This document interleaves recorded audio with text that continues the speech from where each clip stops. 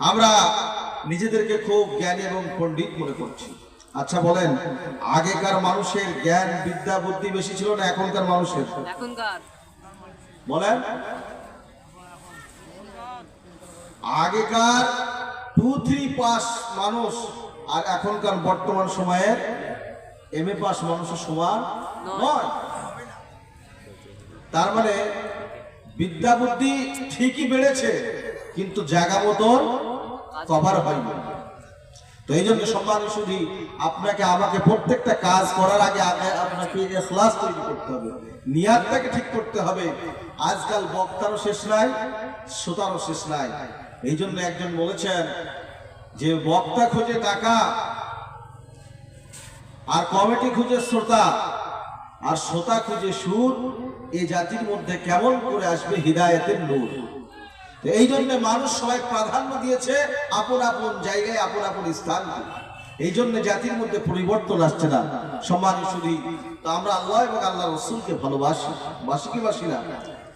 আল্লাহ নবী সাল্লাল্লাহু আলাইহি ওয়াসাল্লাম বলেন, মান তামাসসাকা বিসুন্নতি ইনদা ফাসাদি উম্মতি فله أجر 100 شهيد أو كما قال عليه الصلاة والتسليم। এমন একটা সময় আসবে যে সময় মানুষের ঈমানকে বাঁচানো কঠিন হয়ে যাবে। ওই মুহূর্তে যদি কোন একজন মানুষ যদি একটা সুন্নতকে জিন্দা করে, আল্লাহ তাবারক ওয়া তাআলা সেই বান্দার বা সেই ঈমানদার ব্যক্তির আল্লাহ তাআলা 100 শহীদের নেকি দান করবে। সুবহানাল্লাহ। তো ভাইরা, আমরা যারা এখানে বসে আছি সবাই আল্লাহ এবং তার রাসূলকে ভালোবাসি, বাসি কি বাসি না? আচ্ছা, কারা কারা আল্লাহ এবং আল্লাহর রাসূলকে ভালোবাসেন না? হাত তুলেন দেখি। আপনারা সবাই ভালোবাসেন না? আল্লাহ এবং আল্লাহর রাসূলকে ভালোবাসেন না মানে আপনার আবেগে কথাটা বলছেন, বুঝতে পারেন। আচ্ছা, আমরা যারা আল্লাহ এবং আল্লাহর রাসূলকে ভালোবাসি, আল্লাহর নবীর সুন্নতকে ভালোবাসি, তা আল্লাহর নবীর সুন্নত হলো যে মাজমাতে যখন তোমরা বসবে তখন মাজমাকে তোমরা জমিয়ে বসবে, ফাঁক রাখবে না। তা এটা সুন্নত কি সুন্নত নয়? আপনারা বলেন। সুন্নত। তাহলে আমরা যারা যারা সুন্নতকে আদায় করতে চাই, আল্লাহ এবং তার রাসূলকে ভালোবাসতে চাই, তারা সকলেই সামনের দিকে আগে আসে। এবার কে কে ভালোবাসে এবার পরিচয় হবে। আসেন, আগে আসেন। আর জানবো যারা আসলো না তারা আল্লাহ এবং আল্লাহ রাসূলকে ভালোবাসলো না। আসুন, আসুন তাড়াতাড়ি আমরা জিকির করি, লা ইলাহা ইল্লাল্লাহ, লা ইলাহা ইল্লাল্লাহ, লা ইলাহা ইল্লাল্লাহ। কর কেটে পর নিদাদে, চল ছোটে চল জিহাদে, কর কেটে পর নিদাদে, চল ছোটে চল জিহাদে। জীবন দেব জীবন নেব পরশ আমাদের এক আল্লাহ, লা ইলাহা ইল্লাল্লাহ, লা ইলাহা ইল্লাল্লাহ, লা ইলাহা ইল্লাল্লাহ।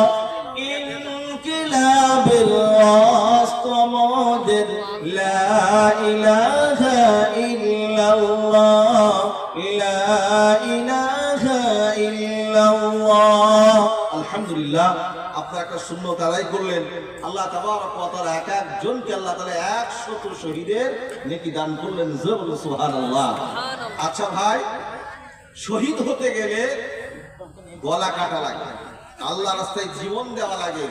আর বিনা গলা কাটাই বিনা জীবন দেওয়ায় এতটা সওয়াব পেয়ে গেলেন। সুবহানাল্লাহু আকবার। আমরা এই কথাগুলি শুনে বেজার না খুশি? জোরে বলেন। খুশি। অল্প না বেশি? তাহলে আরেকবার জোরে বলুন, আলহামদুলিল্লাহ, আলহামদুলিল্লাহ, আলহামদুলিল্লাহ নাহমাদুহু ওয়া নাস্তাঈনুহু ওয়া নাস্তাগফিরুহু ওয়া নু'মিনু বিহি ওয়া نتوكل عليه ونعوذ بالله من شرور أنفسنا ومن سيئات أعمالنا من يهده الله فلا مضل له ومن يضلله فلا هادي له ونشهد أن لا إله إلا الله وحده لا شريك له ونشهد أن سيدنا ومولانا محمدا عبده ورسوله أما بعد أعوذ بالله من الشيطان الرجيم بسم الله الرحمن الرحيم من جاء بالحسنة فله عشر أمثالها ومن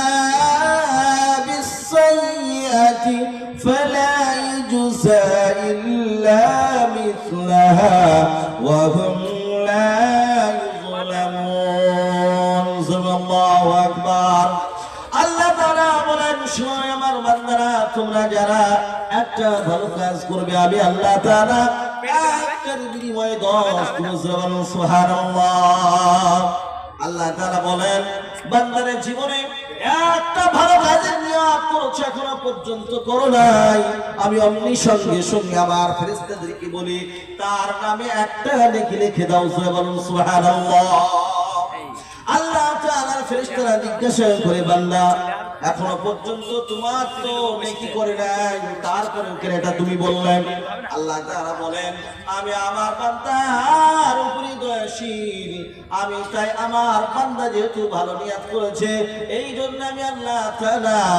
একটা নেকি লিখে দিলাম সুবহানাল্লাহ হায়রা আমার আল্লাহ তাআলার বান্দারা যখন কোন খারাপ কাজের অঙ্গীকার করে খারাপ কাজ করে নাই তখন ফেরেশতারা কলম চালানোর জন্য ব্যতিব্যস্ত হয়ে পড়ে কিন্তু আল্লাহ তাআলা বলেন এখনো লেখো না এখনো আমার ওই বান্দা হয়তো ফিরে আসতে পারে ভাইরা আমার আপনারা ভালো কাজ করছেন কল্যাণমূলক কাজ করছেন আল্লাহ তাআলা প্রত্যেকটা মানুষের অন্তরগুলিকে আল্লাহ তাআলা দেখবেন আল্লাহ তাবারক ওয়া তাআলা তার বিনিময়ে ভালো নেকির বিনিময়ে আল্লাহ তাআলা একের বিনিময়ে 10 দিয়ে বদলায় দিবেন সুবহানাল্লাহ আল্লাহ তাআলা বলেন আমার বান্দারা যখন কোনো খারাপ কাজ করে অন্যায় জুলুম করার পরে যখন আমার কাছে প্রার্থনা করে আমি আল্লাহ তাআলা ওই বান্দা যখন চক্ষু দিয়ে পানি পড়ে অমনি সঙ্গে সঙ্গে ওই গরম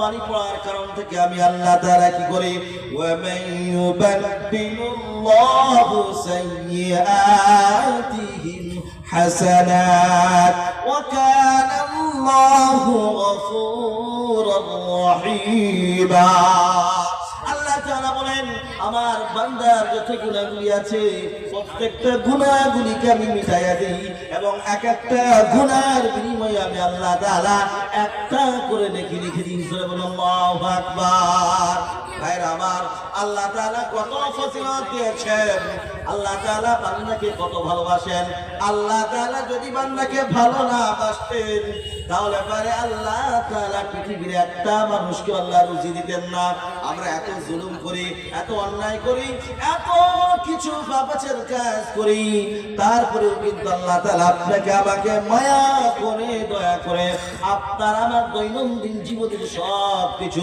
প্রয়োজনগুলি আল্লাহ তাআলা মিটাইয়া দেয় কি দেয় না জোরে বলেন আল্লাহ তাআলা মিটাইয়া দেন আল্লাহ তাআলা বান্দার উপরে কত রহমত কত মায়া কত দয়া আল্লাহ তাআলা দিয়েছেন তো সেই জন্য সম্মানিত শুধু যেহেতু বক্তা এসে গেছে সময় আমি আমার দীর্ঘায়িত করতে চাই না আলোচনা তো অনেক আছে তো সবচেয়ে বড় মূল্যবান কথা হলো এটা যে আমরা যেটাই শুনবো ইখলাসের নিয়তে শুনি এবং তার সাথে সাথে সেটাকে বাস্তব জীবনে বাস্তবায়ন করার জন্য যত রকমের প্রক্রিয়াগুলি আছে সবগুলি আমরা ব্যবহার করি সেটা সেটাই যদি আমরা করতে পারি, আপনার আমার দুনিয়ার জীবন ধন্য, পরকাল যে অনন্ত অনন্ত কাল আছে সে কাল